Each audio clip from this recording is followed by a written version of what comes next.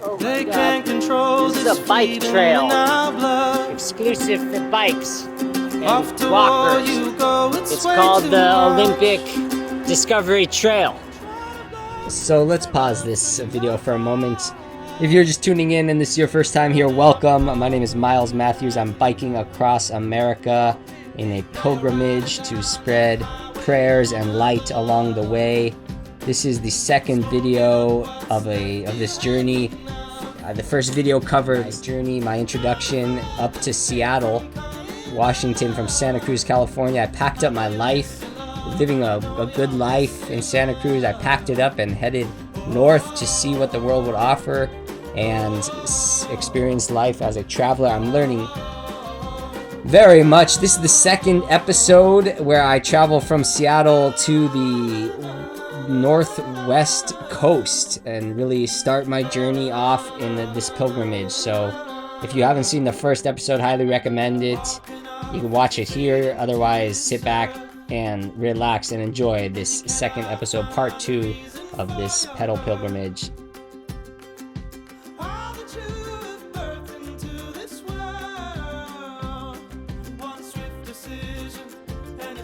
So at this moment in my journey, I actually would not really admit it to the camera or myself even, but I had a challenge that I was facing, and it was that my left knee really started hurting.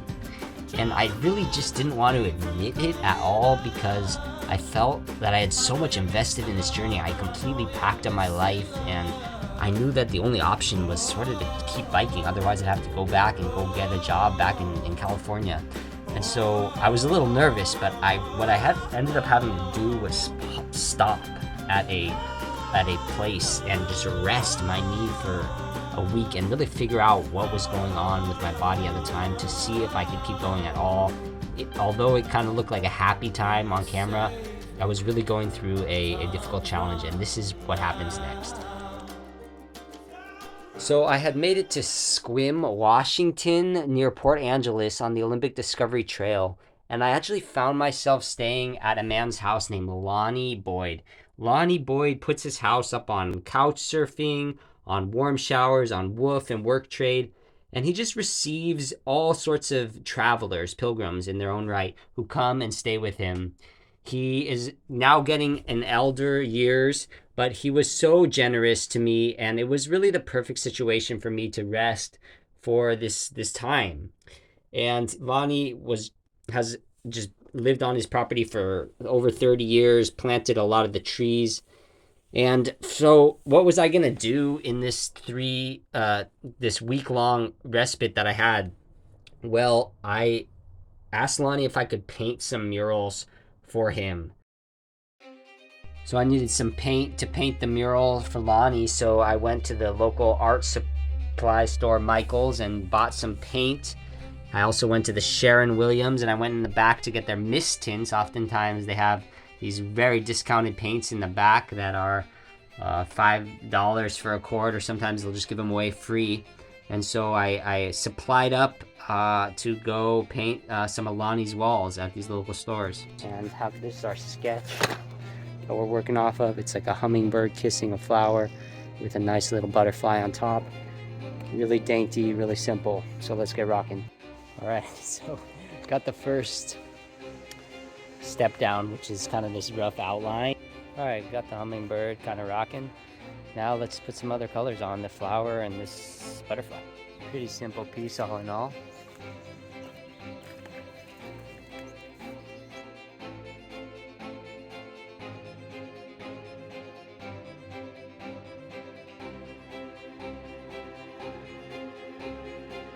Going well, so I'm gonna hit this other side up too, put like a nice yin yang to kind of complement it.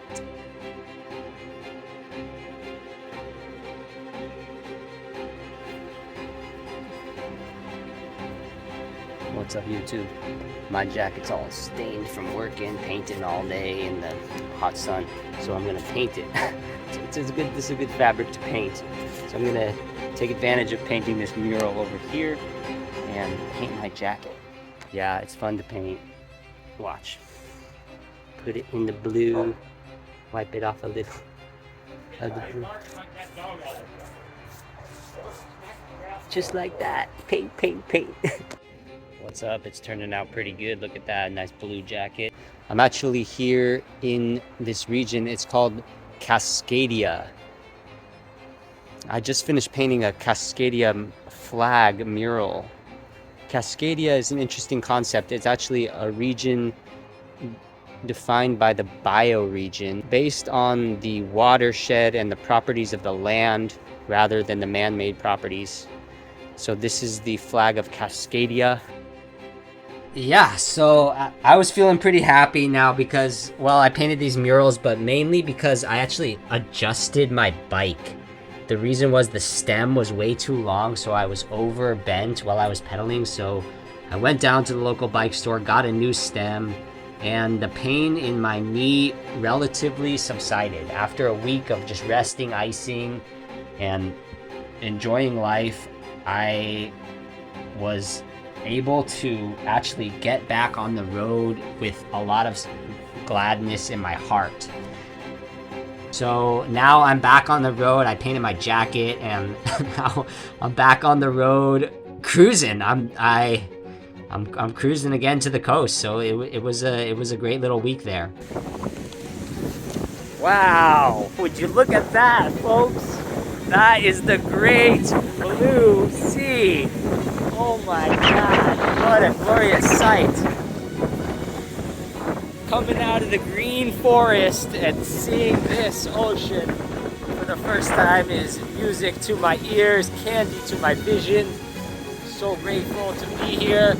Now I'm back on the road. I rested for 5 days almost. Rested my body, my whole being, my mind.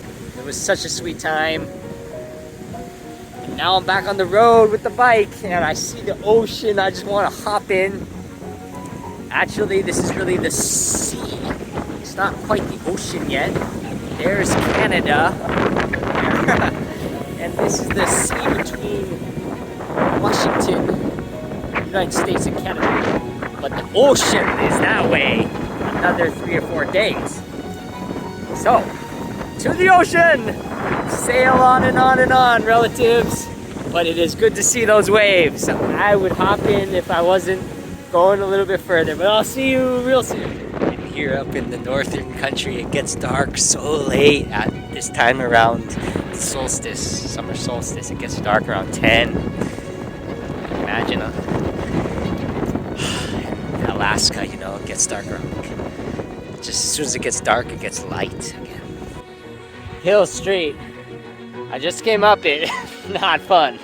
I actually met up with two super fun friends of mine, two fellow bikers. We only got to spend a little bit of time together, but they were amazing friends and super fun to bike a little with some company. And we biked along from Port Angeles across Lake Crescent and all the way to, I stopped in Joyce, Washington to pick up a package, and then made it to my destination, which was Nia Bay.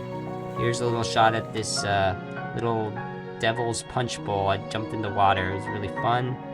And yeah, just more biking and cruising along the road.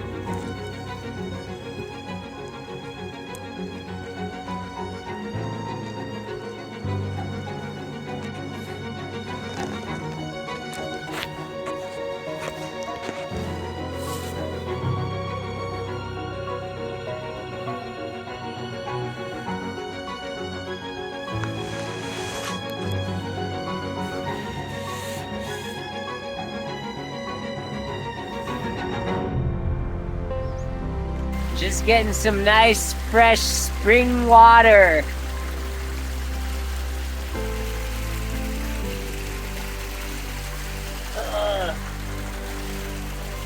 Thank you, water. You are a friend to me and my family. Thank you, water.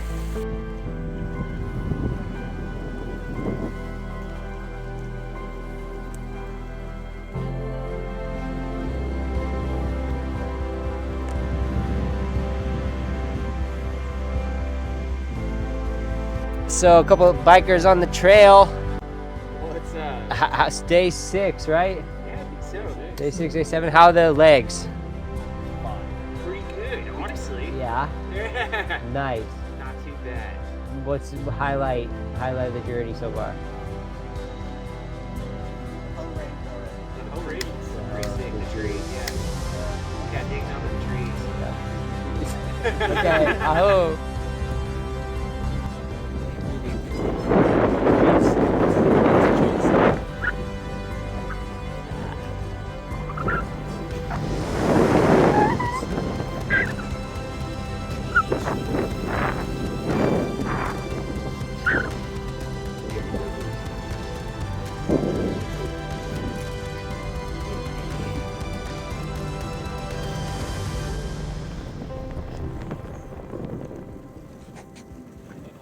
Hey, what's up? I made it to Neah Bay. It's beautiful to be at the ocean. There's some nice breaks out there. I'm very excited. And I just have a little bit further to go west along this little, all the way down there to and then I make it to Nia Bay. So then I'll be at the point that I've come to head south on. So blessings, and I'll see you over there.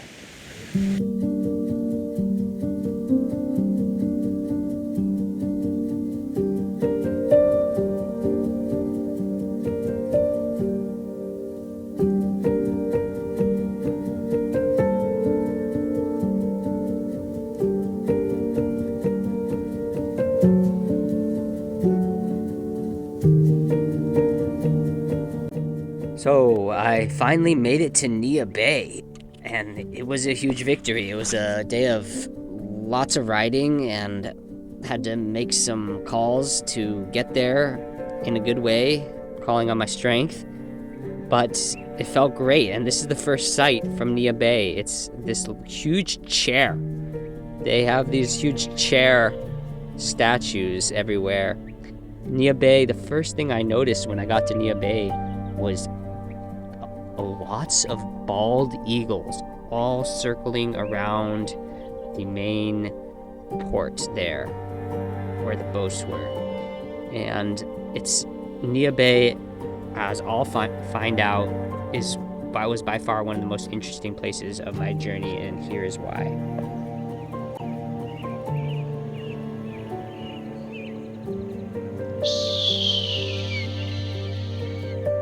Yeah, you're on the Makah Reservation, known as Nia Bay, small community. Only been out here for 5 years. Grew up in Seattle.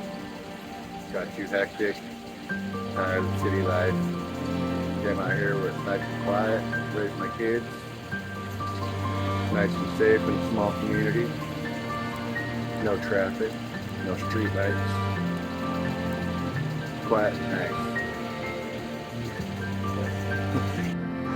Hey y'all, so I'm here at Nia Bay, and Nia Bay is a very interesting place. I came out here to search for the most northwestern point of the continental United States, and I found myself following the way out to Nia Bay. Little did I know that Nia Bay is actually a sovereign Indian reservation.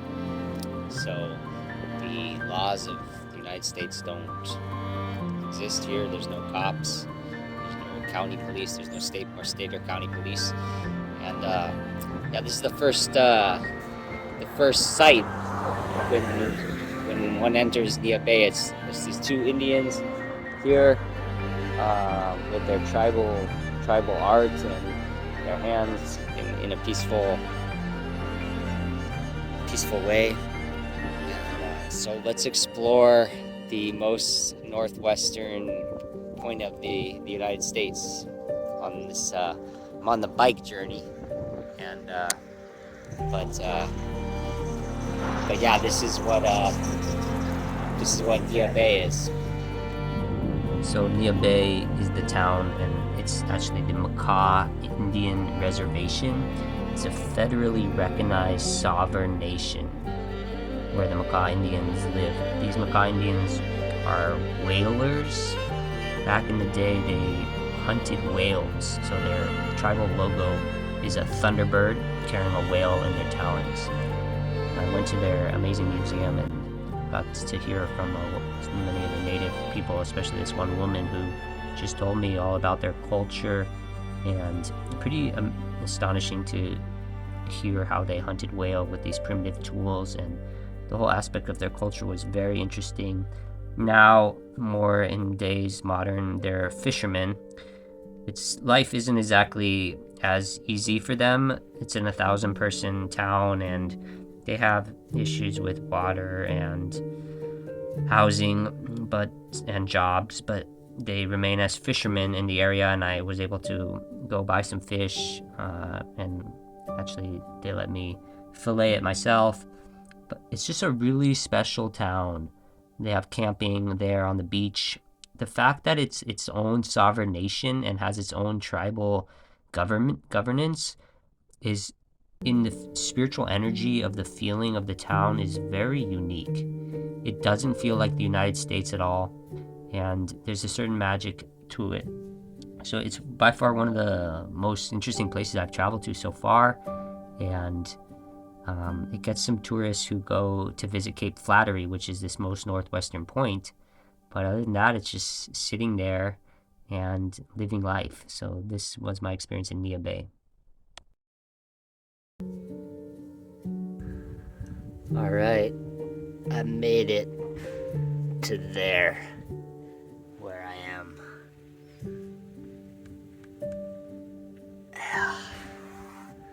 Just a 25-minute trail down the road. Let's get it.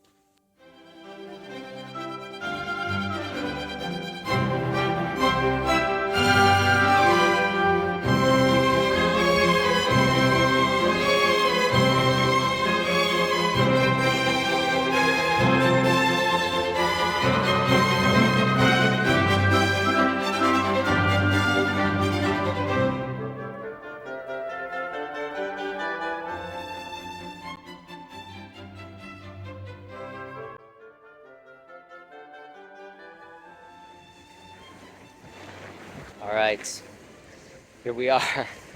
It's the most northwestern point there is in the U.S. Wow. There's Canada. What's up, Canada?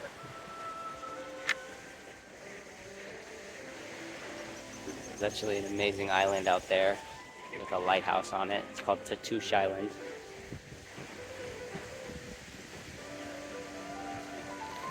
As far as it's taken me, as far as I'm going today.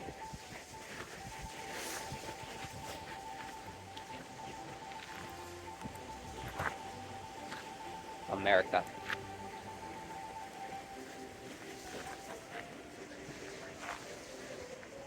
May freedom forever manifest.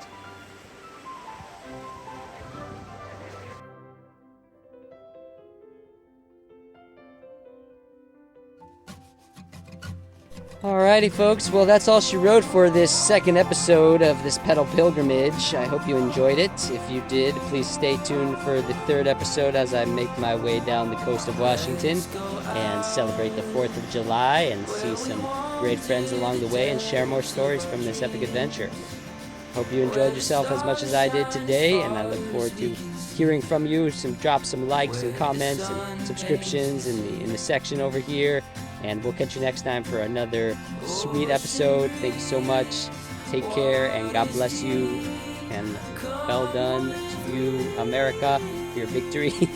And we'll talk to you so soon. All right, peace.